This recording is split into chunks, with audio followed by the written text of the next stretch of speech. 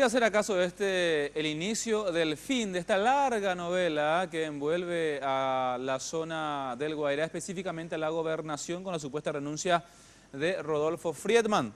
Lo veremos. La fiscala Irene Álvarez allanó la escribanía donde guardaban la supuesta nota de renuncia del gobernador del Guairá. Confiscaron el documento y lo remitieron al laboratorio forense para una pericia caligráfica, cuyos resultados podrían demorar unos 20 días. La fiscal indicó que la escribanía no se expone a sanciones ya que solo fungía como depositaria del documento. El gobernador Friedman se mantiene en que el documento fue falsificado. Irene Álvarez informó que este procedimiento se demoró debido a que los concejales departamentales, así lo blindaron, firmaron un acta en la que se estipulaba que solo ellos y solamente ellos podrían retirarla de la escribanía.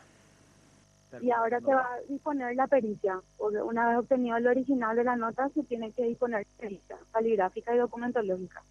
Y no, yo lo que tengo que hacer es ordenar la realización de la pericia ahora, ¿verdad?